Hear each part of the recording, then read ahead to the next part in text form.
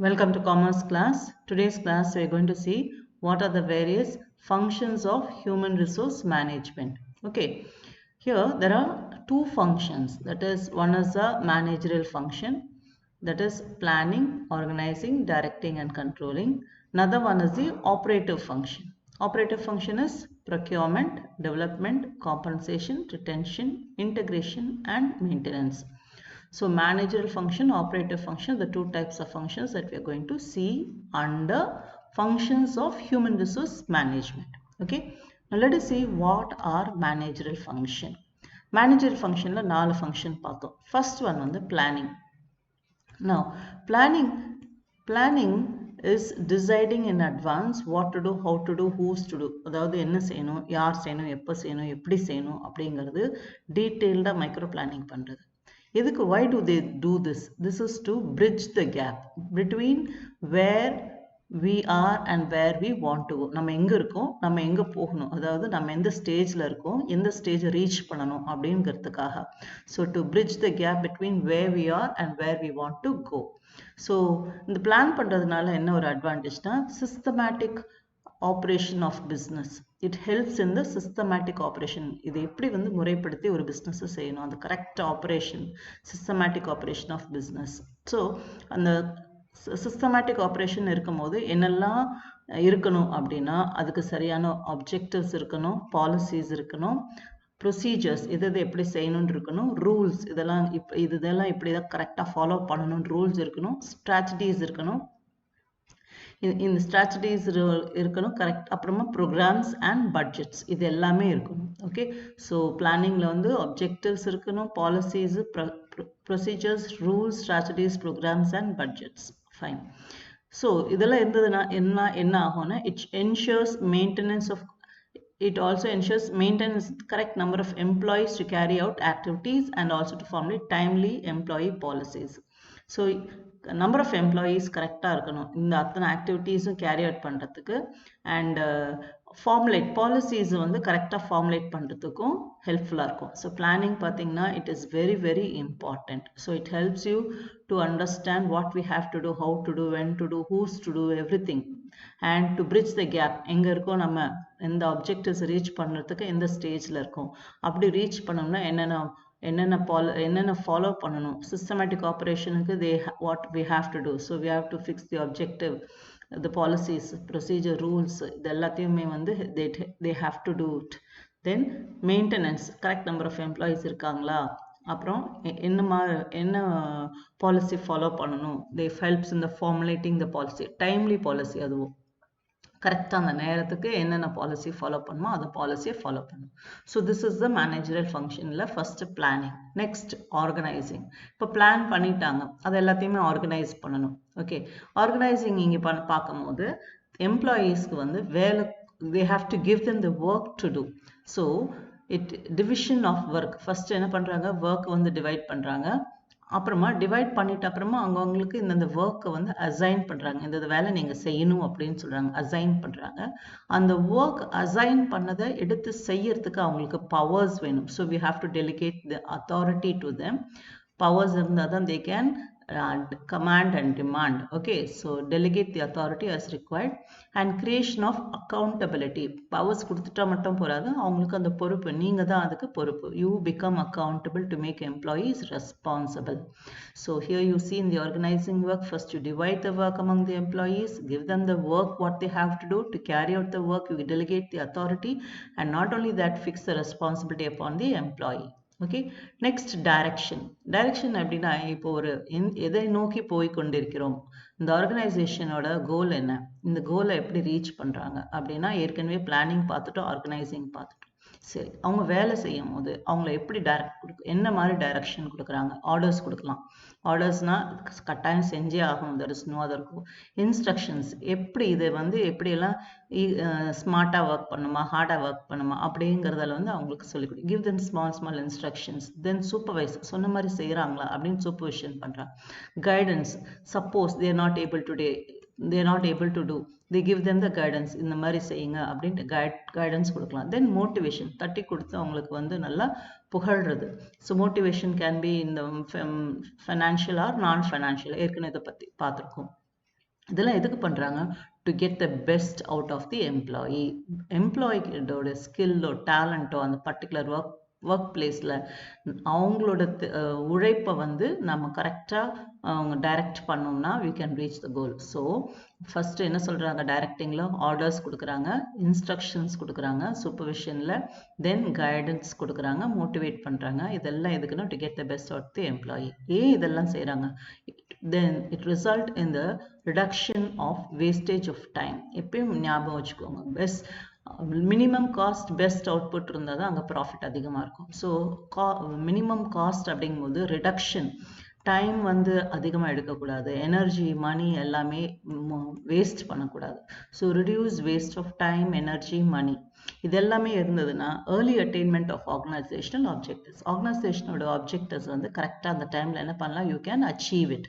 Okay, so direction la vandu you not only get the work out of them, you also see that in the work spot that the cost of production is reduced.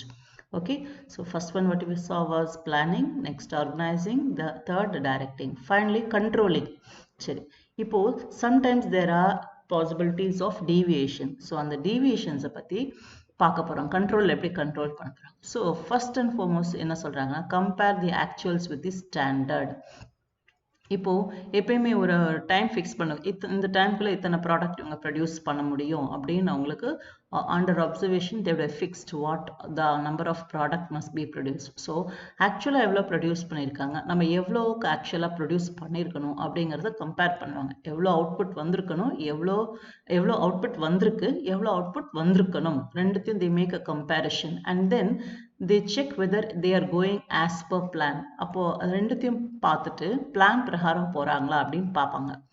And rectify the deviation if any. அப்படி அந்த plan பிரகாரம் போகலன்னா ஏதாச்சும் deviation இருந்ததுன்னா எதனால இந்த deviation அப்படிங்கிறத என்ன பண்ணுவாங்க, அவங்க ஓவர் கம் ரெக்டிஃபை பண்ணுவாங்க. ஸோ செக்கிங் ஸ்டாண்டர்ட்ஸும் ஆக்சுவல்ஸையும் செக் பண்ணிட்டு அதில் டீவியேஷன் அவங்க நினச்ச மாதிரி வரல அப்படின்னா எதனால் இந்த டிஃப்ரென்ஸ் அப்படின்னு கண்டுபிடிச்சு they will try to rectify the deviation. Okay, இந்த ப்ராசஸில், இந்த ரெக்டிஃபைங் ப்ராசஸில் என்ன ஆகும், கண்ட்ரோல் ப்ராசஸில் ஃபிக்ஸிங் ஆஃப் ஸ்டாண்டர்ட்ஸ் இருக்குது, தென் மெஷரிங் ஆக்சுவல் பர்ஃபார்மன்ஸ் மெஷர் பண்ணுறது, தென் கம்பேர் பண்ணுறாங்க actual with standard, measuring deviation and taking corrective action. இதுதான் அதோட procedure. Okay, இதெல்லாம் எப்படி பண்ண முடியும்னா it is only possible through observation.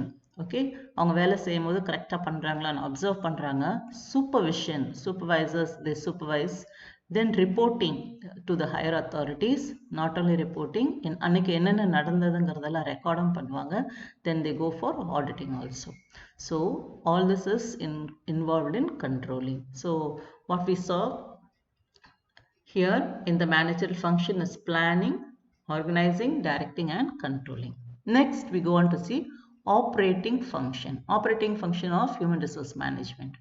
First and foremost procurement. Procurementனா எல்லாத்தையும் ஒன்று சேர்க்கிறதுன்னு சொல்லலாம். Okay, so here acquisition deals with job analysis. Job analysis, human resource planning, எவ்வளோ பேர் வேணும் வேலைக்கு, என்ன செய்யணும், ஏது செய்யணும், அவங்களுக்கு A to Z of human resource, salary or timing or உங்களுக்கு என்ன rules, regulations, okay, all this put to practice. Then recruitment, asking everyone eligible candidate to apply for the job. Okay, எல்லாருமே அப்ளை பண்ணிட்ட அப்புறமா selection, அவங்களை எப்படி select பண்ணுறது, அந்த நல்ல நம்மளுக்கு வேண்டிய அந்த எம்ப்ளாயீஸை வந்து எப்படி என்ன பேசிஸில் செலக்ட் பண்ணுறது, தென் placement, correct man for the correct job, அவங்கள வந்து பிளேஸ்மெண்ட் கொடுக்கறது, ட்ரான்ஸ்ஃபர், இஃப் சப்போஸ் ஒரு இடத்துல வேகன்சி இருக்குது, ஒரு இடத்துல சர்ப்ளஸ் ஸ்டாஃப் இருக்காங்கன்னா ட்ரான்ஸ்ஃபர் பண்ணி விட்டுறது, and promotion, taking them to the next level because of their credit in their job or they really deserve it. So அவங்களுக்கு ப்ரமோஷன் கொடுக்கறது. ஸோ ஆப்ரேட்டிங் ஃபங்க்ஷனில் இதெல்லாம் இருக்கணும். Okay, so acquisition deals with job analysis, human resource planning, recruitment, selection, placement, transfer and promotion. Next we go on to see about development. Developmentல பார்த்தீங்கன்னா appraisal is what we can say that praising them for their performance. So appraisal வந்து there are many ways to find out what is their attitude towards your work, what is their commitment எல்லாம். Okay, so appraisal, then training, அவங்களுக்கு நிஜமாவே if at all they fall short of their talent or skill or a job requirement, you give them a training. Then executive development, career planning and development, organizational development, planning and development and organization development. Okay, so career planning அவங்களோட career planning பத்தியும் இல்ல இந்த ஆர்கனைசேஷனோட career-ஓட planning பத்தியும், then development வளர்ச்சி இல்லைன்னா going one step ahead, then organizationோட development. Now all this is there in the development activity. Then compensation எப்போ கொடுக்குறோம் அப்படின்னா, sometimes in the job evaluate பண்றாங்க. Okay, job evaluation. இப்போ எப்படி நீங்கள் படிச்சிங்கன்னா எவ்வளோ தூரம் தெரியுதுன்னு we give you a short test or conduct exams for evaluating your studies. Like that, job evaluation is also there in the working place. Okay, then wages and salary. Wages and salary, அவங்களுக்கு wages கொடுக்கறது, salary. Wages you pay when it is job is a very laborious job, and salary when it is of paperwork, you can say. Okay, these are the forms of remuneration: wages, salary, salary administration, incentives வந்து they give it apart from salary la include ஆயிருக்காது. Incentive, bonus, fringe benefits, சின்ன சின்ன benefits அவங்களுக்கு கொடுப்பாங்க, like giving them uniform benefit இல்ல transport benefits, fringe benefits and social security schemes. Okay, now all this comes under compensation. Next, retention. Retention தக்க வச்சுக்கிறது. Do you see that they, in order to make them work in very difficult situation or very heavy work, you see that their health is fine, their safety measures are followed in the working place, and not only that, give them the security of job satisfaction. They must be happy that they are working here. So இதெல்லாம் இருந்தால் தான் அந்த ஒரு employee என்ன பண்ண retention பண்ண முடியும். So this is made possible through health and safety, welfare, social security, job satisfaction, quality of work life. So இதெல்லாம் இருந்தால் தான் you can retain them. Then integrationனா, அதாவது தனிப்பட்ட ஒரு கோலையும் ஒரு ஆர்கனைசேஷனோட கோலும் ரெண்டு டிஃப்ரெண்ட்டாக ஒரு ரயில்வே ட்ராக் மாதிரி போகக்கூடாது, ரெண்டுமே வந்து ஒன்றா போகணும். So only if an employee is put to work, he should be happy that that was a job that he wanted for. Okay, it is concerned with those activities which aim him to bring about reconciliation between personal interest and organizational interest. Both must go together. So that is what you call it as integration. Next, maintenance here, அதே work jobல வந்து you have to maintain the employees. Okay, encourage the employees encouragement. சும்மா இப்போ திட்டிக்கிட்டே இல்லாமல் அவங்கள வந்து நல்ல ஒரு பாசிட்டிவ் வேர்ட்ஸ் கொடுத்து அவங்கள ஒரு ஹாப்பியர் ஃபீலிங் கொடுத்தா, you keep them encouraging the employees with their job satisfaction. Reducing labor turnover அப்படின்னா, you don't see the labors எப்போ பார்த்தாலும் அவங்கள வந்து புது லேபரை வந்து அப்பாயின்மெண்ட் பண்ணியிருக்க கூடாது. Like if you appoint a person there for a particular job, they must be there in the job. உள்ள floating population மாதிரி நிறைய பேர் உள்ள ஒரு 2 மாசத்துக்கு ஒரு லேபர், அதுக்கப்புறமா பார்த்தா வேற ஒரு லேபர் வர்றாங்க, அப்பாயின்மெண்ட் ஆறாங்க, ரிசைன் பண்ணி போறாங்க, அப்படி இருக்கக்கூடாது. Okay, so you should reduce the labor turnover. Then accounting for human resource and carrying out audit and research.